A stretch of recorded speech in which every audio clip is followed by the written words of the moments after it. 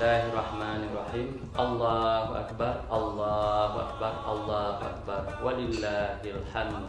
Saya Muhammad Nasir, Ketua DPRK Sabang beserta keluarga dan seluruh jajarannya mengucapkan selamat Hari Raya Idul Fitri 1 Syawal 1439 Hijriah.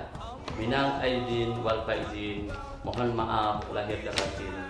Semoga segala amal ibadah kita diterima oleh Allah Subhanahu wa Ta'ala.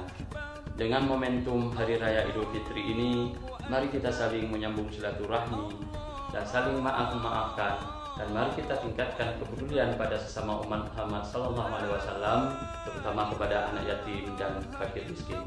Semoga kita kembali ke fitrah dan menjadi insan yang muttaqin. Wabillahi taufiq wal hidayah.